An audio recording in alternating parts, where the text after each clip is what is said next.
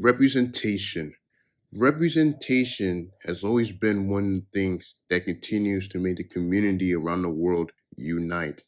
And whether it be in media, in movies, in video games, representation is important to everybody in the world, including World Wrestling Entertainment. And now in WWE, we've had many iconic world champions over the years, from Bret the Hitman Hart all the way to Stone Cold Steve Austin, all the way to Eddie Guerrero. But in today's video, I want to tackle all the major Black world champions in WWE history because it's Black History Month, and I wanted to do something Black History Month themed for this month and for this channel. So I want to discuss about the many Black world champions we've had in WWE history. So the first one I'm going to have is, of course, The Rock. Now, The Rock is half Black and half Samoan. Now, a whole lot of people I've seen online, they like to discredit The Rock, saying that he's not Black because he's more into the Samoan side and all that, even though The Rock has stated numerous times that he's proud of being Black, as he's also proud of being Samoan. He's proud with himself. So I don't get when people say this. But anyways, The Rock is one of my favorite wrestlers of all time. He's my favorite wrestler of all time alongside Rey Mysterio. And The Rock has done a lot in the WWE. He's broken a lot of racial barriers in the WWE. So The Rock was the first Black WWE champion, Black world champion in WWE history. He was the first Black person to win the Royal Rumble match. He's an 8-time WWE champion, a 2-time WCW world champion. He main evented 5 WrestleManias. He's a 6th Triple Crown champion. The Rock has done it all in WWE, and one of the things that made The Rock so popular with fans is this how charismatic he was. This guy could get destroyed by D-Generation X, the New Age Outlaws, or any other major heel. All The Rock had to do was grab a mic, say some funny stuff, and The Rock would be over again, because that's just how big The Rock was. It don't matter what type of loss he got from Stone Cold Steve Austin, anybody. If The Rock dropped a promo after he lost a big match, he'd once again be at the top again because it's The Rock, you know. The Rock was so big that no matter what match he lost, because out of all the megastars that Vince McMahon ever had, The Rock had to be the most unsafe one because of how many matches he lost. He never won a match. He never won a world championship at WrestleMania, but he was still so over. And The Rock is one of the all-time greats, and I hope he comes back again in the future, maybe whether it be against Roman Reigns or someone else, or even to just do, a normal promo and then rock bottom somebody or people's elbow somebody. It'd be great. Now, after The Rock, I have Jacqueline Moore. Now, besides The Rock, Jacqueline Moore was another wrestler that really broke the racial barriers during the 90s alongside Booker T and all these other people. And Jacqueline Moore was the first ever Black women's champion in WWE history. She was a 2-time women's champion, and she was the only woman in history, I believe, to ever win the Cruiserweight Championship. And she's also a 2016 WWE Hall of Famer. Now, Jacqueline's one of the pioneers for when it comes to the women's division, and she's one of the OGs alongside Chyna, Ivory, Trish Stratus, etc. And she really broke the barriers for women's wrestling in the 90s, man. Like, it don't matter if it was a male or a woman she was facing off against. She did some crazy stuff, whether it be power bombs, hurricanranas, clothesline. Jacqueline was a fierce competitor, and her influence is still felt today, as a whole lot of today's women superstars have said how Jacqueline is their inspiration, from Bianca Belair all the way to Naomi. And it's great to see how Jacqueline has had this long-lasting effect on WWE as a whole, and as wrestling as a whole. As a whole lot of today's wrestlers see her as this big inspiration for why they do wrestling today, and it's great to see that. Now, after Jacqueline, I have Booker T. Now, Booker T was one of my favorites growing up. I remember Booker T so well for his King Booker gimmick, and for when he came back in 2011 as a legend and as a commentator. And Booker T, man, I loved his rivalries with Batista, Rey Mysterio, literally all the SmackDown guys during 2006. I enjoyed his rivalries, and I enjoyed his World Heavyweight Championship reign too. So Booker T is a multiple-time world champion, 6-time world champion, television champion, United States champion, Intercontinental champion, tag champion, WWE Hall of Famer.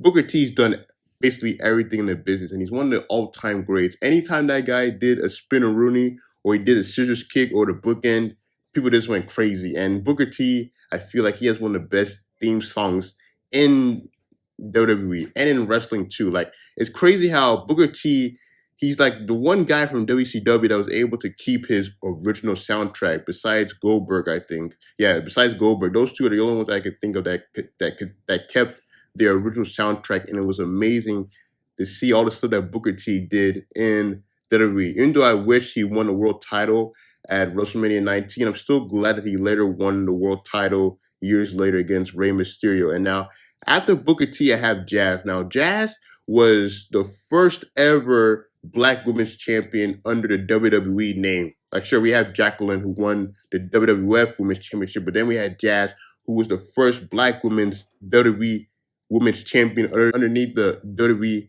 brand. Now, Jazz, she only won a title twice, and then after that, she left WWE, but she's also had a huge impact in TNA too. She's done some crazy stuff in TNA, wrestling, being a manager, and Jazz is one person I hope we see again in WWE. But if we don't, I'm happy that she continued to have her influence in wrestling, whether it be in WWE or in TNA. And after Jazz, I have Mark Henry. Now, Mark Henry was one of my favorites growing up too. Literally, his theme song is one of the most iconic things about him. And Mark Henry, man, the like prime, I have to say, prime Mark Henry was when he became like his Hall of Pain gimmick in 2011. I remember that year so well. He beat Randy Orton, became world heavyweight champion. He had feuds with Daniel Bryan. I remember his feud with Big Show so much. Like Mark Henry was so over as a heel at that time. He was just putting out great matches after great matches, whether it be with Big Show, Randy Orton, Christian, Sheamus, you can name them. He was so great as World Heavyweight Champion. Besides World Heavyweight Champion, he was ECW Champion. He was a WWE Hall of Famer. Like Mark Henry has to be one of the most dedicated guys in the business. He was with WWE since the 90s. He was one of their long lasting wrestlers that was still wrestling at that time. And it was so amazing to see him finally become World Heavyweight Champion, finally be at that top of the company as one of the hottest heels of 2011 besides Alberto Del Rio and The Miz. I feel like those three were the biggest heels of 2011. But Mark Henry as World Heavyweight Champion, I remember that reign so well because of his feud with Big Show. Him slamming Big Show onto the ring and the ring collapsing. Top 10 moment of all time. And after Mark Henry, I have Kofi Kingston. Now, Kofi Kingston's another one of my favorites growing up. So Kofi Kingston, he's done practically everything in the WWE except win a Royal Rumble. And I believe in Money in the Bank too. He's a WWE champion, Intercontinental champion, Grand Slam champion, Triple Crown champion.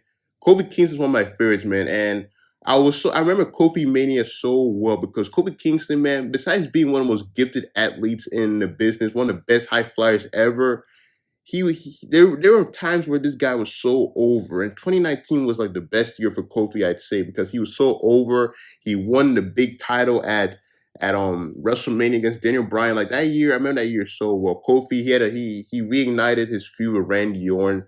He even brought back that iconic stupid moment that Randy Orton did to him years prior. Like there's so many great stuff that happened with Kofi Kingston that year, even though, of course, he would later lose the title to Brock Lesnar in 2 seconds, which I still hate to this day. But it was so great seeing Kofi finally be at the top after being with WWE for 11 years at that time when he finally won the WWE title. Like, it felt so earned because Kofi did everything else in the business to win the WWE title. He was so loyal to Vince McMahon that he just deserved that title so much.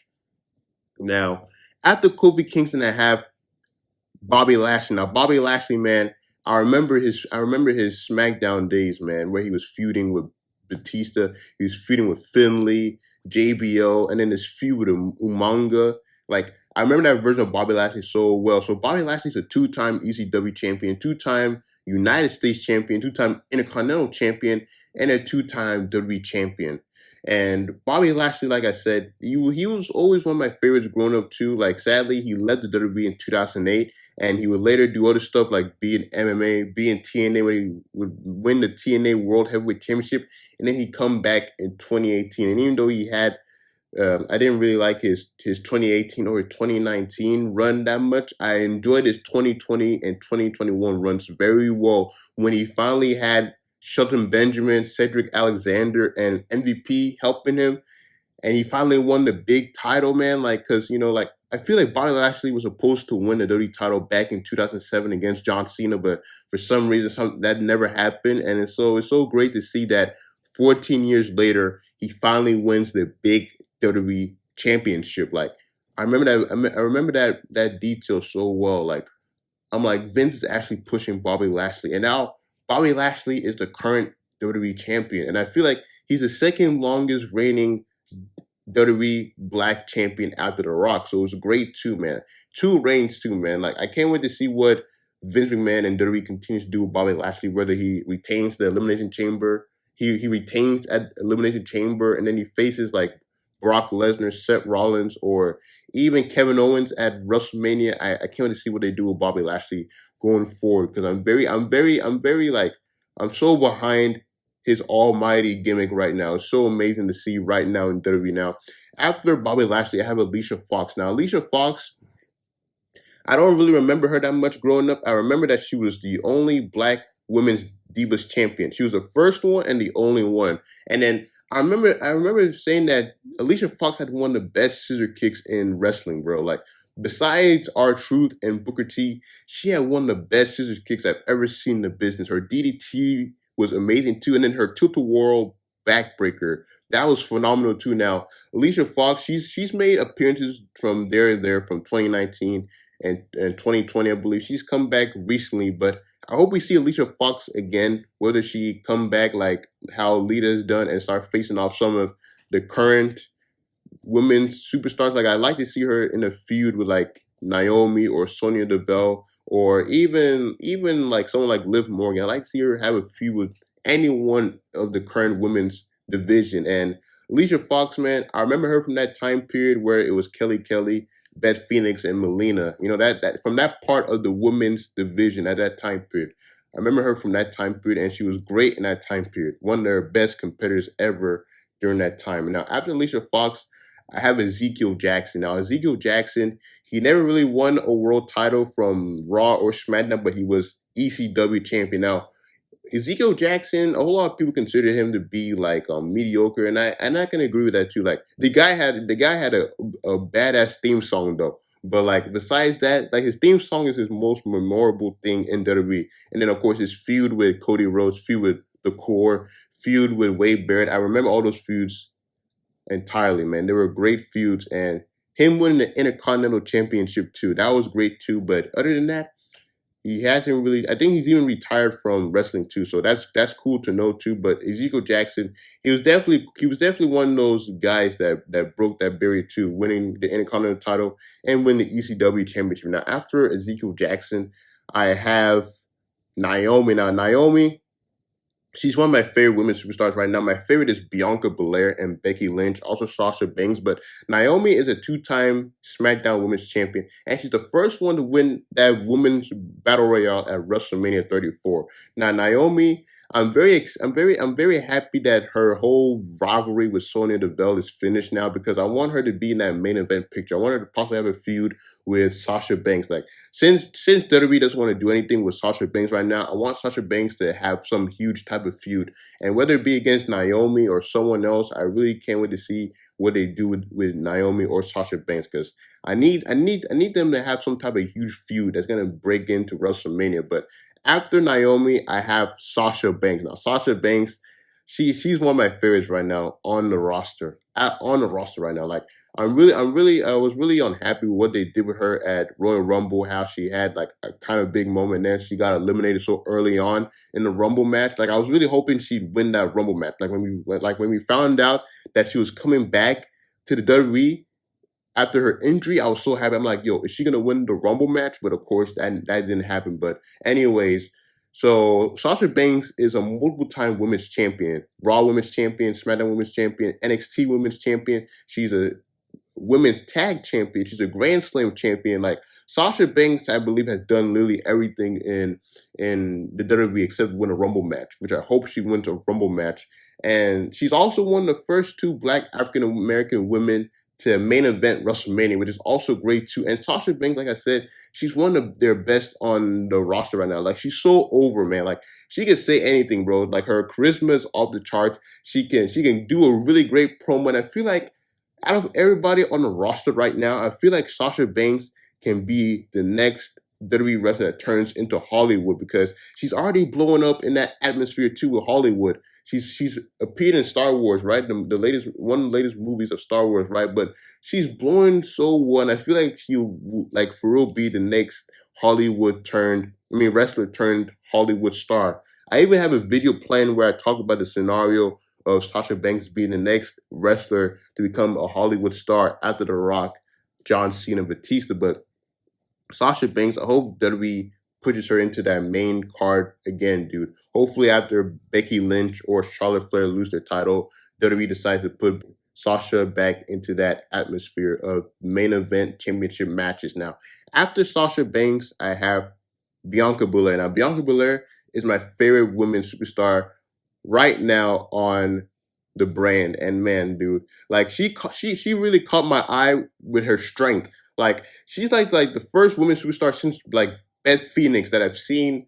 Just how crazy strength she has. Like I literally lost it when I saw her pick up Otis and just run all the way to the other side of the ring. Like she's one of my favorite stars right now. Her strength, her speed. She's very great on the mic. She has great charisma, and I've loved her rivalries with Sasha Banks. Like that rivalry, that has been one of the best rivalries of that year. And I loved when she won the big one at WrestleMania. So the SmackDown Women's Champion. She's the second African American to win the Royal Rumble after The Rock. And she's one of the first two African American women to main event WrestleMania. Now, Bianca Belair, like so right now she's gonna be in an Elimination Chamber match against like Rhea Ripley and all these other women superstars. And I hope she wins the match so we can have that run back between her and Becky Lynch, because I was not happy with that squash. I hope Bianca Belair gets her rematch against Becky Lynch, whether it be at WrestleMania or whatever, bro. And I hope she wins because Bianca Belair, she has to be one of the most over stars on the brand right now. And it's amazing how big she's already blown up, despite being on the main roster for only like 2 years now, right? She's already has this collaboration with Rihanna. It's amazing to see. And Bianca Belair, I'm very happy to see what WWE decides to do with her in the future because she's one of the most over stars and she's one of my favorite stars right now. And now after Bianca Belair, I have Big E. Now, Big E, man, I really wish I don't know what WWE is really doing with Big E right now. So Big E is a WWE champion, Intercontinental champion. He's a SmackDown. He's a tag champion. He's done like almost everything in the WWE except winning the United States Championship and the Royal Rumble and some of these other stuff. He's a Money in the Bank winner too, and he's an NXT champion too. Now, Big E, man, like when he was WWE champion, it was kind of mediocre for me because like sure, like Vince finally put the big one on Big E, but nothing really happened in Big E. Like I was hoping that we'd actually see some huge stuff with Big E as WWE champion, but we did get some great moments with him beating Bobby Lashley in the steel cage. That was one of the best matches ever on that Raw. And then him facing Kevin Owens, Bobby Lashley. Who else did he face? I remember the Fatal 4. That match was insane too. But then of course the reign would later end in by Brock Lesnar at 1 day, and since then he's been pushed back into the mid card status with Kofi Kingston, and I hope that Big E gets into that main event picture again. Even though I think it's highly unlikely that we'll ever see him in that atmosphere again, because I feel like Big E was a transitional champion, like where he beats someone and he loses to somebody else, and then you don't see him in that title picture again. But Big E's reign as WWE champion, I liked it.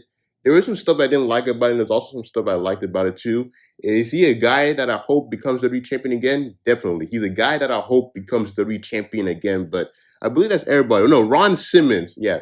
Just like how I talked about Ezekiel Jackson, even though he never won the big one on either of the two brands, I'm going to talk about Ron Simmons. So Ron Simmons is the first ever Black WCW champion, and I believe he's the first Black world champion in professional wrestling history. So Ron Simmons, man. So Ron Simmons I didn't grow up in this era, but it's a good thing that you can look back at their iconic matches. So Ron Simmons, man, he really blew up during the Nation of Domination, man. Nation of Domination. I love that. I love that stable so much because it broke down racial boundaries in the '90s, and not just that. It because of the Nation of Domination that we have The Rock. The Rock. If it weren't for the Nation of Domination, we probably wouldn't have The Rock now because those guys really helped The Rock get into his character, and not even besides that besides the Nation of Domination that Ron Simmons did, is also his work as Farouk, as one of the members of APA. That was a cool tag team that was during the Attitude Era that I later went back and watched, and it was very cool, very cool. And then of course his catchphrase, which is "damn," it has to be one of the most over catchphrases in wrestling. Like whenever that guy's on screen and you just hear him say that word, you know the crowd's gonna go crazy. But I believe these are all the Black World Champions, all the major Black World Champions in WWE history, man. Like I'm just happy with how we're starting to see representation in all forms of media now, whether it be in cartoons, in movies, in wrestling, in sports, anything, man. I'm just happy to see representation happen because everybody in the world deserves representation, whether you're this, whether you're that. Like it don't matter what you are, like it don't matter at all. It's like everybody deserves to see themselves be in that spot, whether you're like the hero in the story, the villain in the story, or something else. It's great to see you be a part of something. And I like what WWE's been doing with their champions, with their superstars in WWE, giving these people moments that they deserve so much. But yeah, guys, I just want to do this video for Black History Month where I go over all the major Black World Champions in WWE. I believe it's 14 World Champions in WWE from WCW, Ron Simmons and Booker T, The Rock, and then ECW with Mark Henry, Ezekiel Jackson, and Bobby Lashley into all the main championships on Raw and SmackDown. So that gives us a total of 14. But let me know your thoughts down in the comments below on what wrestling video you like to see me do next, or what other video you like me to, what other topic you like me to do next, because I plan on doing one with Sasha Banks where I go over the scenario of her possibly becoming the next wrestler turned Hollywood star after The Rock and John Cena. And yeah, if y'all enjoyed this video, please hit the like button. Also subscribe to the channel as it helps out, and it shows you like to see more videos from me in the future. And also I greatly appreciate it. And yeah, I hope y'all continue having a nice day, and I'll see y'all next time. Peace.